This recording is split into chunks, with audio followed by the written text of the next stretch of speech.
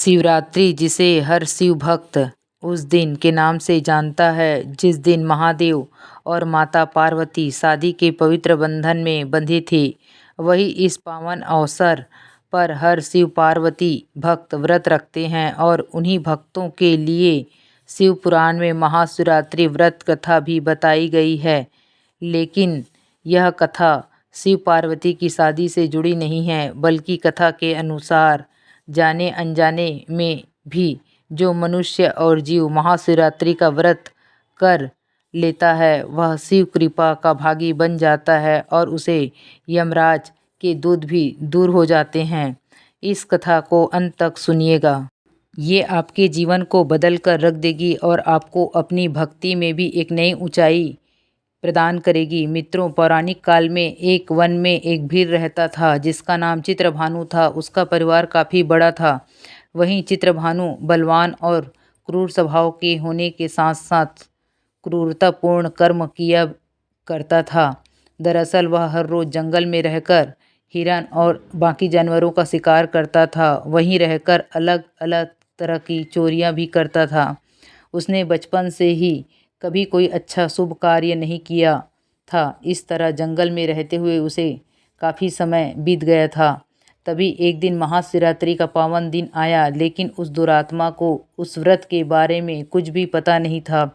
फिर उस दिन उस भील के माता पिता और पत्नी भूख से परेशान होकर उससे खाने की मांग करने लगे। उनके बार बार याचना करने पर भील तुरंत धनुष बाण लेकर वन की ओर चल दिया और हिरणों के शिकार के लिए सारे वन में घूमने लगा। लेकिन पूरा दिन निकल गया पर उसे एक भी शिकार नहीं मिल पाया और फिर सूर्यास्त हो गया। शिकार न मिलने की वजह से उसको काफ़ी दुख हुआ और वह सोचने लगा कि अब मैं क्या करूं, कहाँ जाऊं, आज तो कुछ नहीं मिला। मेरे बच्चे और माता पिता का क्या होगा? मुझे कुछ न कुछ लेकर ही घर जाना चाहिए। इतना सोचकर वह शिकारी एक जलाशय के पास पहुंचा और वहां जाकर मन ही मन विचार करने लगा कि यहाँ कोई न कोई जीव पानी पीने के लिए अवश्य ही आएगा। फिर उसी को मारकर घर ले जाऊंगा। जिसके बाद वो एक बेलपत्र के पेड़ पर चढ़ गया। उसके मन में केवल यही चिंता थी कि कब कोई जीव आएगा। इसी प्रतीक्षा में भूख प्यास से पीड़ित वो यहाँ पर बैठा रहा और इस तरह काफ़ी रात हो गई। और जब रात का पहला प्रहर प्रारंभ हुआ तो एक प्यासी हिरण वहां पर आई, जिसे देखकर उसको बड़ा हर्ष हुआ और उसने तुरंत अपने धनुष को उठा लिया। ऐसा करते हुए उसके हाथ के धक्के से थोड़ा सा जल और बेलपत्र नीचे गिर पड़ा। वहीं उस पेड़ के नीचे शिवलिंग था जिसके बारे में वह नहीं जानता था और इस तरह उस जल और बेलपत्र से शिव की प्रथम प्रहर की पूजा संपन्न हो गई। उस पूजा से उस शिकारी का बहुत सा पाप तत्काल नष्ट हो गया। अब उधर होने वाली गड़गड़ाहट की आवाज़ को सुनकर हिरनी ने तो भय से ऊपर की ओर देखा। भील को देखते वह व्याकुल हो गई और बोली, तुम क्या करना चाहते हो मेरे साथ? सच सच बताओ। तब भील ने कहा, आज मेरे परिवार के लोग भूखे हैं, इसलिए तुमको मारकर मैं उनकी भूख मिटाऊंगा और उन्हें तृप्त करूंगा। भील के मुख से ऐसे वचन सुनकर हिरनी बोली, मेरे मांस से तुमको सुख होगा। इस अनर्थकारी शरीर के लिए इससे अधिक महान पुण्य का कार्य और क्या हो सकता है? उपकार करने वाले प्राणी को इस लोक में जो पुण्य होता है उसका 100 वर्षों में भी वर्णन नहीं किया जा सकता। परंतु इस समय मेरे सब बच्चे मेरे आश्रम में हैं।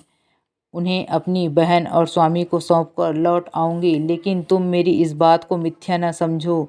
मैं फिर तुम्हारे पास लौट आऊंगी, क्योंकि सत्य पर ही धरती टिकी हुई है। लेकिन तब भी भील ने उसकी बात नहीं मानी और फिर हिरनी बोली, मैं तुम्हारे सामने ऐसी शपथ खाती हूँ कि अगर मैं लौट कर ना आऊँ तो ब्राह्मण यदि वेद बेचे और तीनों काल संध्या वंदन न करे तो उससे जो पाप लगता है, पति की आज्ञा का उल्लंघन करके स्वेच्छा अनुसार कार्य करने वाली स्त्री को जिस पाप की प्राप्ति होती है, किए हुए उपकार को न मानने वाले भगवान शंकर को का नाम से दूर रहने वाले, विमुख रहने वाले तथा विश्वासघात और छल करने वाले लोगों को जो पाप लगता है, उसी पाप से मैं भी लिप्त हो जाऊं। इस तरह मित्रों, अनेकों शपथ खाकर जब हिरनी चुपचाप खड़ी हो गई, तब भील ने उस पर विश्वास करके कहा, अच्छा अब तुम अपने घर जाओ। जब वो हिरनी पानी पीकर अपने आश्रम मंडल में गई, इतने में ही रात का वह पहला प्रहर रात के जागते जागते ही बीत गया। तब उसे हिरनी की बहन उसी की राह देखती हुई जल पीने के लिए वहां आ गई। तभी भील ने फिर से बाण खींचा और एक बार फिर से पहले की ही भांति भगवान शिव के ऊपर जल और बेलपत्र गिर गया। बस फिर क्या, भील के द्वारा महादेव की दूसरे प्रहर की पूजा भी संपन्न हो गई। भील को बाण लिए देख हिरनी ने कहा, आप ये क्या कर रहे हैं? तभी उसने कहा, अपने भूखे कुटुंब को तृप्त करने के लिए तुझे मारूंगा। यह सुनकर हिरनी बोली, मेरी बात सुनो, मैं धनी हूँ, मेरा देह धारण सफल हो गया, क्योंकि मैं इस अनित शरीर के द्वारा उपकार होगा, परंतु मेरे छोटे छोटे बच्चे घर में ही हैं। मैं एक बार जाकर उन्हें अपने स्वामी को सौंप दूं, फिर तुम्हारे पास लौट आऊंगी। हिरनी की बात सुनकर शिकारी बोला, मुझे तुम्हारी बातों पर विश्वास नहीं है, मैं तुम्हें मारूंगा और इसमें कोई संदेह नहीं है। भील की बातें सुनकर हिरनी भगवान विष्णु की शपथ खाती है और कहती है कि यदि मैं लौट कर ना आऊं तो अपना सारा पुण्य हार जाऊं।